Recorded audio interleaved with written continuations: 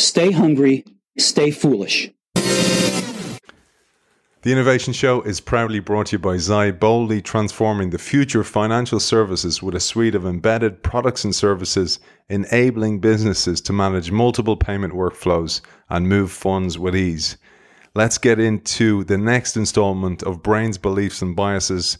This time, Bias Interrupted with Joan Williams. Let's get into it. Companies spend billions of dollars annually on diversity efforts with remarkably few results.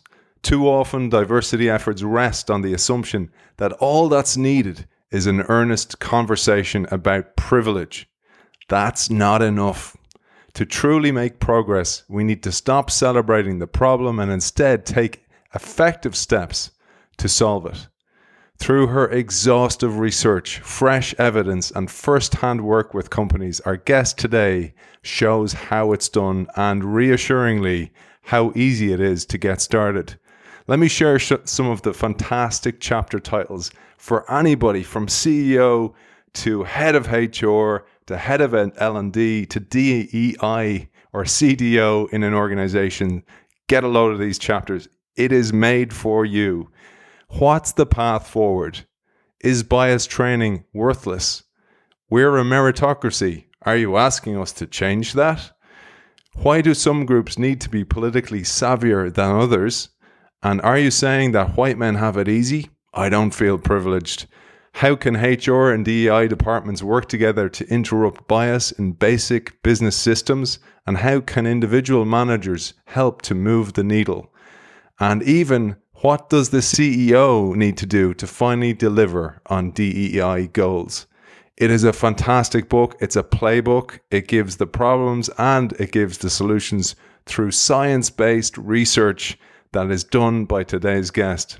The name of the book is Bias Interrupted, Creating Inclusion for Real and for Good. The author is with us today, Joan C. Williams. Welcome to the show. Delighted to be here. It's great to have you on the show. And to mark the occasion, Joan, I have to thank you sincerely for joining us. Your daughter's in labor now. Congratulations on your first granddaughter. Thank you. I am very excited. We have that in the background, so I'm very aware of that. So let's get into it. You say, while we might empathize with organizations and leaders who seek the magic bullet, so many do, looking for the grand gesture to solve the DEI problem in one fell swoop, it doesn't exist.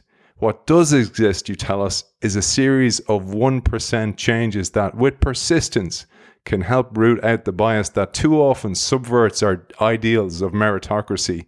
You call these changes bias interrupters, hence the title. These are evidence-based, metrics-driven tools. I'd love to start with that because I love the title and I love the idea of bias interrupters. Too often we approach diversity and inclusion issues as a sincere conversation, and I'm all in favor of sincere conversations, but they are not an effective organizational change tool. If you have challenges with diversity, it's typically because subtle and frankly not so subtle forms of bias are constantly being transmitted through your basic business systems, through hiring, through performance evaluations, and through everyday workplace interactions. And so the answer is to fix the business systems and to arm people to understand what bias looks like on the ground so they can start interrupting it. But that is a more complicated process than just one conversation. You have done so much work on this, your previous books, and you've built on that both through research, through scar tissue, through working with organizations that you work with as well as a consultant. And you tell us that at the Center for Work-Life Law, your team invented a simple survey that picks up biases based on race, gender, social class, origin, and age. And you call it the Workplace Experiences Survey, WES. And in 14 years of nearly 18,000 people in different industries and organizations, over a whole decade, you consistently found the same 5 patterns of bias. I love the titles of these. I don't love what the patterns are, but I'd love you to share them with us. It's really important that people understand how bias plays out in everyday workplace interactions. A lot of bias trainings talk about like the implicit association test and the cognitive bases of bias. That's super interesting, but it's like a college lecture. It doesn't tell you what to do. And so my team for close to 15 years, depending on how you count, has really boiled down the common forms of workplace bias into 5 simple patterns. The first we call prove it again. Some groups have to prove themselves more than others. The second we call the tightrope, and that really stems from the fact that authoritativeness and ambition are more readily accepted from some groups than others.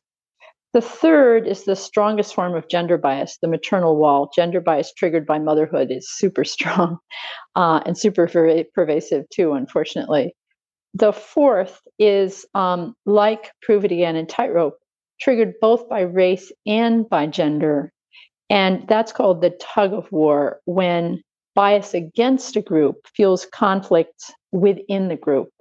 And then finally, there are certain kinds of racial stereotypes and kind of distinct experiences by race that differ for different groups. And so that's the fifth pattern, racial stereotyping.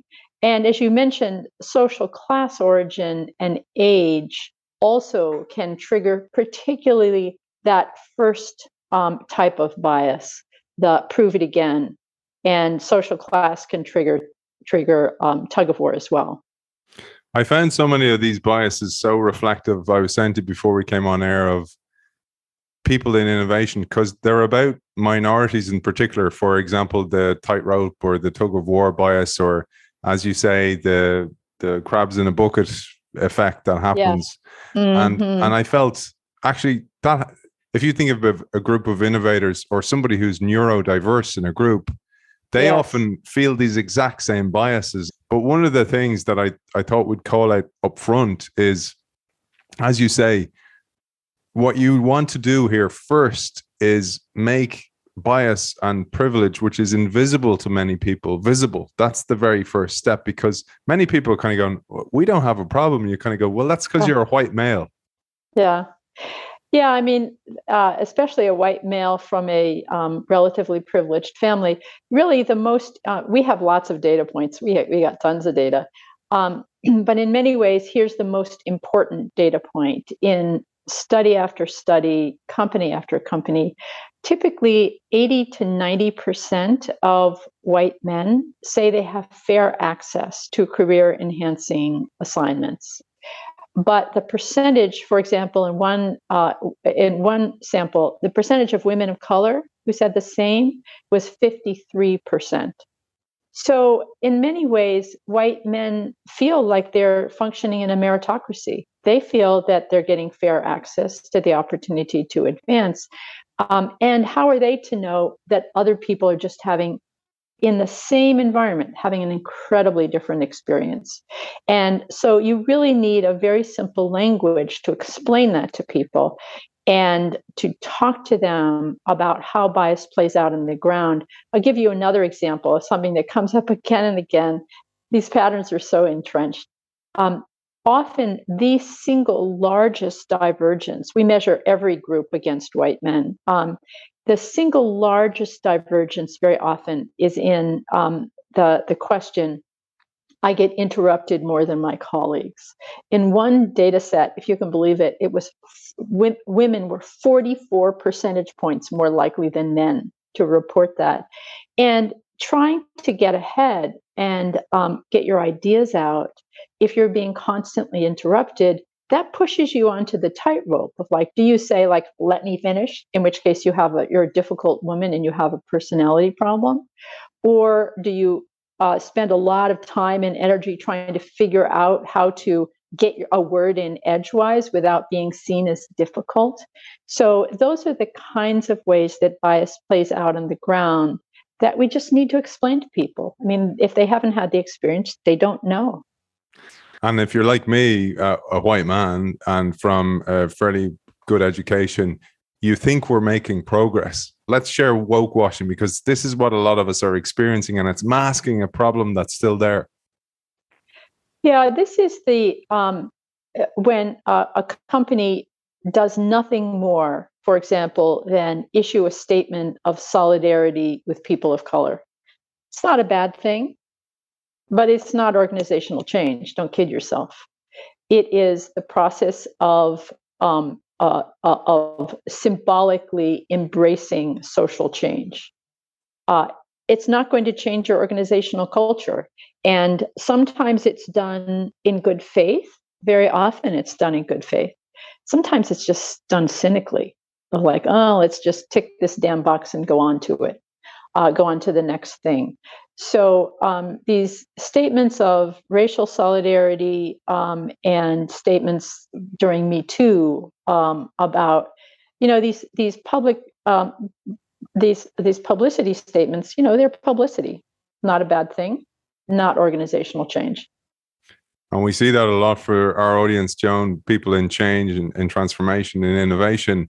Sometimes them being hired is the tick the box effort and there's no change being made. And it's so frustrating for the people being put in those roles. And we'll come back to those people who run these diversity programs because I have lots of advice for those people. Yeah. And the book is so useful for that as well. And biasinterrupters.org. And I want to get that out straight away for those people who don't stay with us. Biasinterrupters.org, full of toolkits, full of publications, some of the brilliant diagrams that Joan has just mentioned there as well. They're peppered throughout the book, all there, and it's an unbelievable resource for people trying to drive that change. About the www.biasinterrupters.org website, we have a lot of free open access tools, and one of them is just a 2-page document, I kid you not, talking about how the 5 patterns of bias commonly play out in performance evaluations. And in an experiment, we found that just having people read through that out loud takes well under 5 minutes, increase the performance evaluations and the bonuses of every traditionally disadvantaged group that we measured. Even things like how to run a meeting, questionnaires on, are you being interrupted? Everything's in there. Fantastic resource. The quote, Joan, I'd love you to expand upon this quote. I thought we were making progress before what I realized it's just woke washing. You say the large differences between white men and other groups are all the more significant because small amounts of biases can have such big effects. One study used a mathematical model to see what would happen if there was only a 5% gender bias in promotion decisions, a much smaller level of bias than exists in many companies today. After 8 rounds of promotions, an organization that started 16 out of 58% women would be only 29% women. And you say, like interest, bias compounds. Compounds, exactly. And actually, there's now an even newer study that's, again, this is just doing the math. You start out with 50-50 men and women, and after 8 iterations with a 5% bias, there's only 2% of women in the C-suite. So small forms of bias can have profound effects. And again, we find big forms of bias sometimes. If you're a CEO and you don't think you have a problem, I highly recommend reading this book because it's often hidden in plain sight.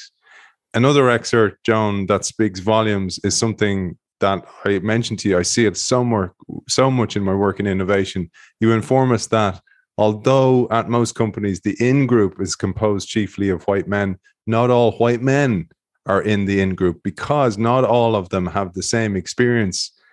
In particular, the experience of professionals who are the first gen college graduates differs from that of professionals from college-educated families. First-gen professionals, including white men, report more bias and lower levels of belonging, though this varies a lot by industry. Your data suggests it's far stronger in industries like law and real estate investing, which depends greatly on socializing and cultural capital, that in industries like engineering, which depend chiefly on technical knowledge, it differs massively. Coming from a family with university-educated parents is very different from coming from a family where your parents didn't go to university. One of my favorite studies, in fact, it was one of these matched resume studies. So this was in the U.S. in law firms. They sent out to law firms about 150 resumes, all of them of white men, but one resume was identical to the other, except for the hobbies. One resume listed polo, sailing, classical music as interests.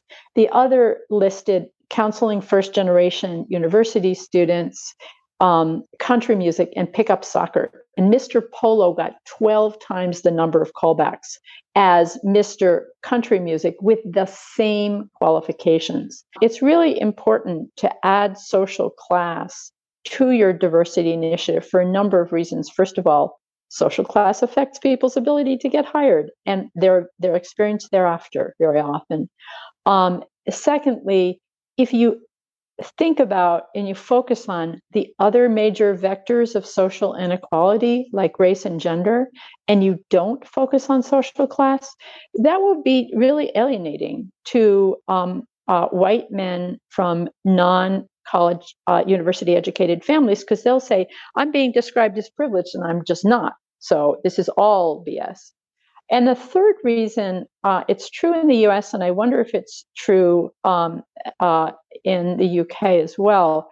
In the US, about 2/3 of first-generation students, first-generation university, first gen, we call them, parents didn't go to university. Now you're going to university.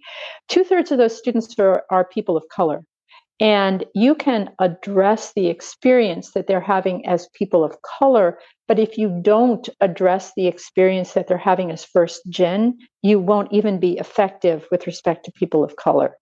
I found this myself, Joan, and I'll fully admit this. I went to a private school in Ireland. The private school played rugby. Rugby is call it an upper class sport. And there's a boys' club in there. Like, it's very beneficial for getting jobs, for getting access to opportunities. And when I read this book, your book, I was like going, yeah, I've absolutely had access to the privilege and the opportunities that provides. When I arrived at Yale College as a college freshman, I already knew 14 people because these were my social networks. My husband, whose father was a factory worker, he didn't know anyone. I wasn't a first gen in college, but I certainly benefited. And I remember my dad, because I wanted to go to a public school, I remember having an argument with my dad, and he's kind of going, the access to opportunities this will give you, you will not know about. It will only make sense in the future. And I absolutely benefit from that. And I do think, as you say in the book, you can't talk about bias without talking about social class. It has such a dramatic effect on outcomes for people. And we don't have to decide what's the more important. These are all important. They all have independent effects. But in our database of 18,000 people, as you mentioned, again and again and again and again, you have the experience of white men as a group differing from the experience of every other group. And if you ask about social class in many industries, as you point out, it's really the in-group is, the white men who went to private school and therefore know all the right people through rugby. That's the in-group. Yeah, and as we'll get to later on, then you're thinking the same, you have the same education, you have the same way of thinking. You can't see perspective because you've only got one perspective on things. Yeah, there's no view from nowhere. So let's dive into chapter 2, examines the bad rap that bias training has got. And indeed, you asked the question here, is it worthless? And then you dive into, for example, you give some of those bad rap studies and then you put them under the microscope, one of which was the 2006 study. Maybe we'll share that with our audience. The 2006 study was done by two friends of mine, very rigorous, Frank Dobbin and Sandra Califf. And actually Aaron Kelly, I think, was on that study too. And what they did is they just used Equal Opportunity Commission records to measure whether companies that had given a bias training, and it was, I can't remember exactly, it was like a a 10 or 20-year period, but it was early. It was very early. So it was all by definition before 2006. And a lot of it was in the 1990s, when you had very early bias trainings that were kind of sensitivity trainings. And then you had a little bit of the second generation of implicit association test trainings, where you described cognitive processing. And none of those trainings really described what bias looked like on the ground, or gave people any strategies for using it. And a lot of them were done by people who didn't know the literature. And guess what? They weren't effective. It's really garbage in, garbage out. It's and so the stunning finding is that if you give a garbage bias training, it is not going to help. This is like, okay. If you have a garbagey sales plan, that won't help either. We don't abandon sales for that reason. We get a better approach. And so now there's the new approach to bias training, which has been shown actually in a very rigorous experiment out of University of Wisconsin to have concrete effects, is similar to our bias training. It's called the Individual Bias Interrupters Workshop. And it presents the evidence, it describes how bias plays out, and it puts people in groups of 6 with a specific example, so they can talk with each other about how they would feel comfortable interrupting this specific kind of bias the next time they see it. And so just to give you an example, one very common prove it again effect is what we call the stolen idea. Other people get credit for an idea I originally offered, sometimes called mansplaining or white-peating in the US. And we have big effects, both by race and gender, on that. So we say, here's the science of why this happens. Here's an example of how it happens. You just saw the stolen idea. You're sitting in a meeting, and people sit around with their colleagues and discuss how they would feel comfortable interrupting the bias. And they come up typically with a range of things, depending on where they are in the organization and their disposition. But somebody always comes up with something like that. Aidan, I've been thinking about that idea ever since Joan first said it. You've added really something important. I wonder if Joan wants to take that the next step. And so you provide people with ways of interrupting bias that don't require them to spend too much political capital or alienate anyone. This is in sharp contrast, for example, to the Google training about 10 years ago, where the focus was on calling out the bias. And my attitude is like, if that's the way you want to spend your political capital, God bless, this is my life's work. But that's not the way most people want to spend their political capital at work. And what you need to give people is these very low-key strategies. And again, even to super hostile audiences, I have to say, we have 80 to 90% of people typically saying they've learned new ways of interrupting bias. And often around 80% say they will use one or more of them going forward. So garbage in, garbage out, but there are models for an effective bias training. It requires people to solve the problem for themselves. People feel very comfortable. You say, here's the evidence, here's the problem. Can you solve it? They go, yes, I can. That really resonated with me, the whole idea about the idea stealing, because in innovation, one of the things that happens all the time is that, so you're ahead of innovation, you're desperately trying to get a project over the line. Then somebody fancies your project and steals it. And you ask yourself a question, like kind of going, which is the lesser of two evils? If they back the idea, I'll get it done. And oftentimes you have to let it go. It's so difficult. It's horrible when you experience that. But there's a term I wanted to share that you shared. I love the language in the book. And this is one of the things about this book. It gives you a lexicon that you can use that becomes a common language across the organization. Even how to deal, as Joan said there, with somebody stealing an idea, how to call it out and do it in a dignified way. But one of the terms, Joan, you use with reference to your successful workshops is cognitive override. Bias is inevitable. Stereotypes are out there. Most of them were reinforced yesterday, will be reinforced today, and they will be reinforced tomorrow. Stereotypes are a fact of life, including stereotypes about who is competent and stereotypes about who is entitled to be kind of an all-out go-getter, which are two stereotypes that are profoundly impactful in professional jobs. So we know those stereotypes are out there.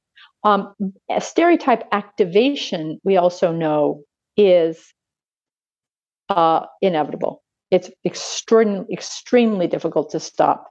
But just because a stereotype is triggered doesn't mean you can't override it. Stereotype application is controllable. And we all know this. I mean, lots of things jump into our mind that we actually do not say at work. And why we have that cognitive override of like, this isn't appropriate. And so that's, this is not rocket science. This is something that we already do at work in many, many contexts. And we should be doing it in this context much more consistently as well. You say Black players need more experience than whites in order to get coaching jobs in the NFL.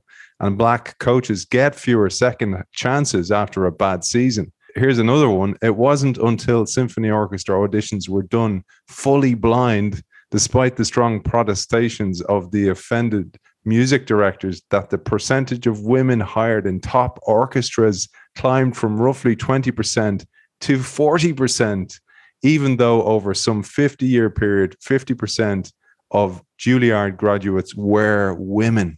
Incredible stats. And you say here, for the success of DEI efforts, it's crucial to understand illusion and reality when it comes to meritocracy.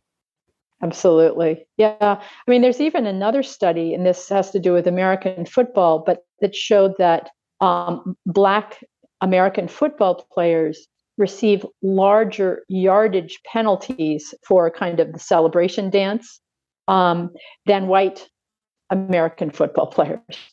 So the first ones you were mentioning are just show the strength of prove it again bias. This celebration dance shows the tightrope that certain groups are just supposed to be self-contained and deferential. Other groups can go wild, and that just shows that they have a passion for the business. Prove it again bias has been documented for decades, but we need to start with the evidence. And this is what I love about the book. There's so much evidence, and there's plenty of it, as you say. I'd love to share this idea of prove it again bias in depth. Prove it again bias is it is such old news. I can't even tell you. One of the major studies was done around 1920, and prove it again bias stems from a couple things.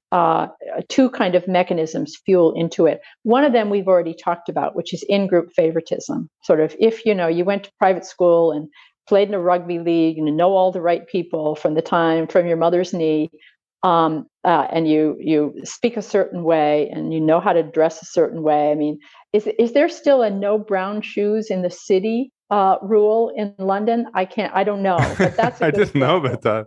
Yeah. That was a class marker at a certain point. If you wore brown shoes in the city, you obviously weren't quite. But the in-group favoritism. So there you have this small in-group of elite white men, and they all know each other and they know the rules of the game. And the in-group tends to get access to sponsorship, access to valued opportunities, and they tend to benefit from what's called leniency bias. Objective rules are often applied leniently to this in-group, but rigorously to everybody else. And so one of the sort of tells of bias that every company should be keeping track of, we'll get to this a little later, is that you should be choosing people based on ratings, objective ratings related to competency. And then you should look at where those selected criteria have been waived. Because if you aren't looking of where the rules have been waived, I can kind of make a guess. It's for this in-group. So that's one mechanism that produces prove it again bias.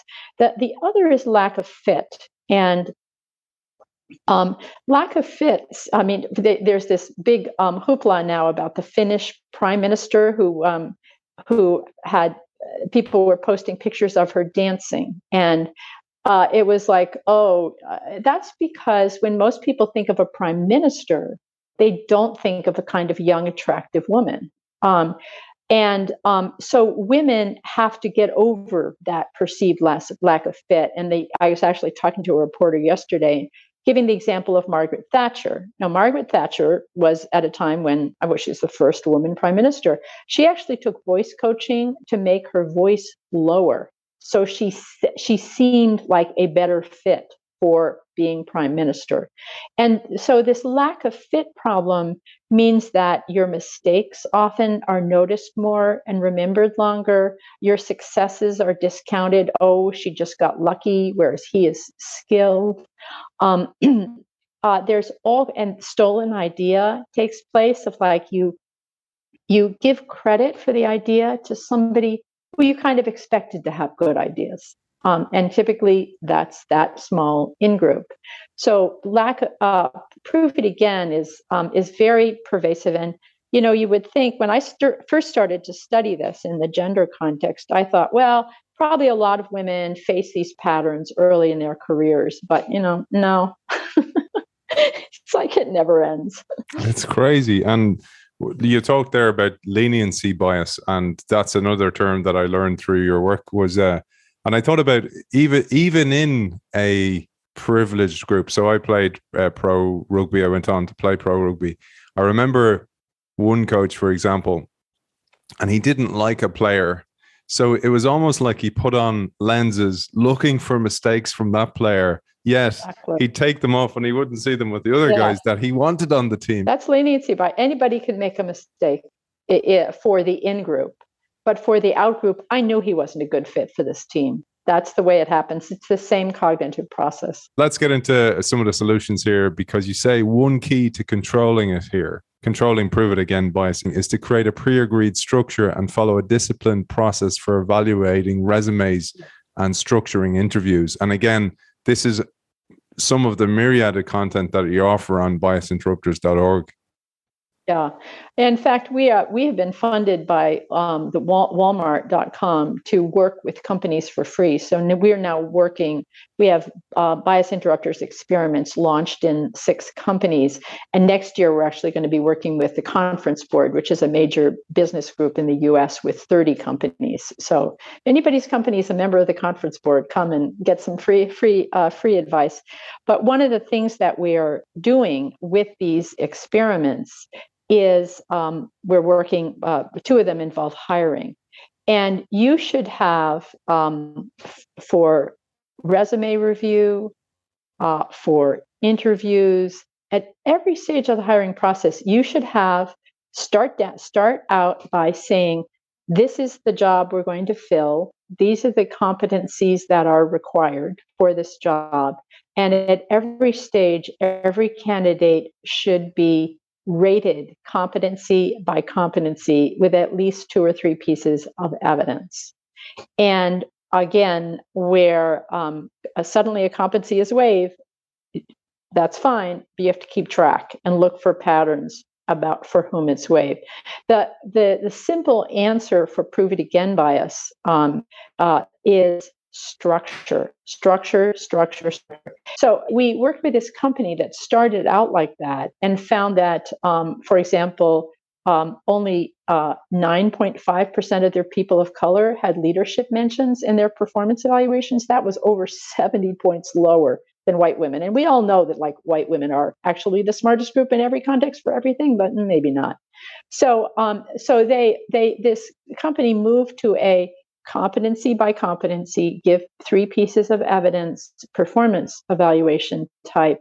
And they found that first of every single group, including white men, got a lot more improvement-oriented feedback. So, and you have to believe that if you give more improvement-oriented feedback, you'll probably get more improvement, just a guess. So people of color got like 20% more improvement-oriented feedback. White women got also doubled the amount, but white men also got more improvement-oriented feedback. And that's just a good example where if you do move to more structure, you're going to not only improve business outcomes, but you'll help every single group. That's why that's so important. The other thing is, of course, people through a training need to know what Prove It Again looks like on the ground. You mentioned their feedback, and I've mixed feelings, Joan, about 360 feedback, particularly when they're delivered poorly. I work with organizations, and sometimes they use 360 feedback, and it can be devastating for somebody because their whole world can just crumble around them. They think they're this persona in an organization, and then it's just proven actually your colleagues don't rate you as highly as you rate yourself. And there's also a bias that enters in. I mean, women, there's one study that shows that women who give negative feedback to their direct reports are rated as less competent and less likable than women who don't. No effect for men. So 360 feedback, it's a great idea and it can be done well. But if it's not done well, you can have the women who are in charge can get very negative feedback from those below because they're not being sufficiently, a good woman, not as modest, self-effacing, and always, always, always nice. There's a quote here to just expand on it further because this might resonate with some of our audience. You said that women and people of color should not be required to be ever cheerful, never demanding team players, while white men are free to go for the gold. This requires creating an environment where double standards can be brought up and discussed. Otherwise, individuals who resist backlash can just face more backlash for being difficult, intimidating, or touchy. Making these changes will help everyone by sending a strong message to all levels of the organization that when you say meritocracy matters, you mean it. Yeah, we talked with another organization. We looked at their performance evaluation, and we found that people of color had wildly more personality problems. Over 90% had personality mentioned in their performance evaluations, and But the other thing that was really striking is the extent to which people of color were described as well-liked. Much more so than white people. And I really didn't understand that until we talked to another man at a different organization we were working on. He said, he was the only Black man high up in that organization. He said, you can't get anywhere here as a Black man unless you're everybody's best friend. So that is and women who have rough edges are often written off as difficult, whereas men who have rough edges have a passion for the business, and it could happen to anyone. The simple answer is, there's new research that shows that if you do tolerate incivility on the job,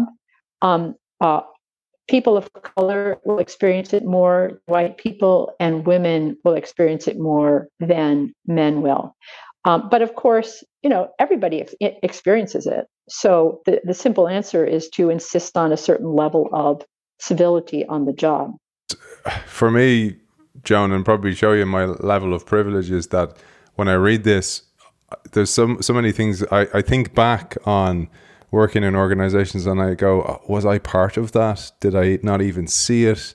The other person's going through something that I just was unaware of.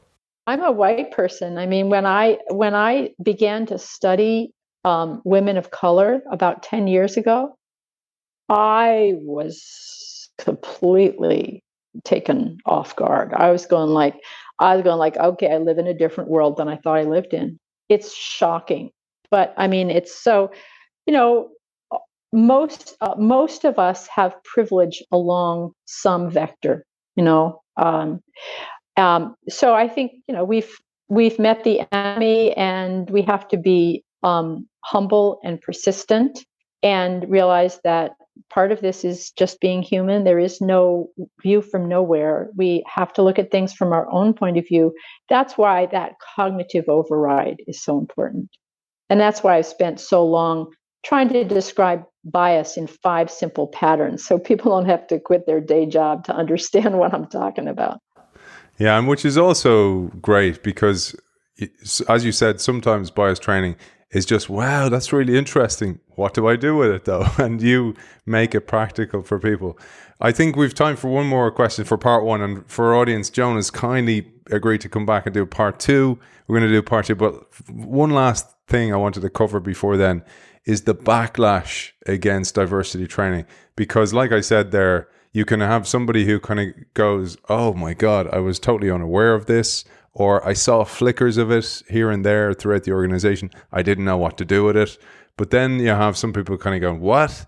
I receive reverse problems here as a white male, even though this is going on. And I'll start us off here with a quote. You say, the backlash against diversity is very real, though it varies a lot by industry.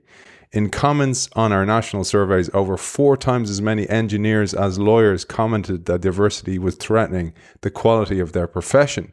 Men in STEM, science, technology, engineering, and math are more reluctant than women and more reluctant than men in other fields to accept evidence of gender bias. The backlash in engineering reflects the view that engineering is highly meritocratic and should be disconnected from social and political concerns.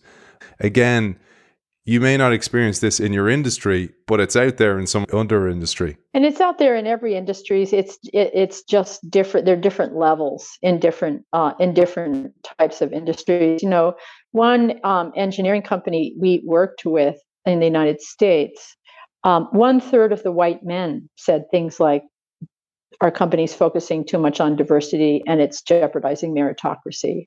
Or there's no, I've never seen any racism or sexism here, and people are just obsessed with it.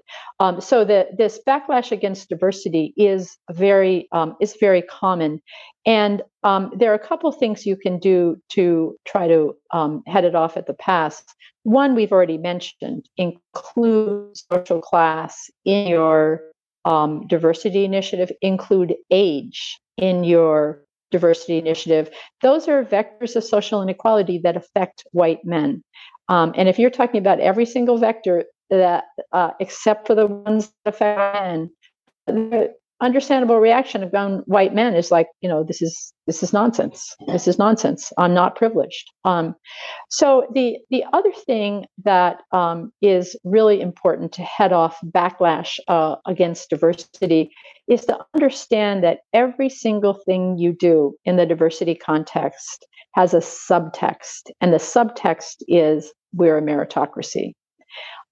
So there is going to arise a narrative that you're corroding meritocracy.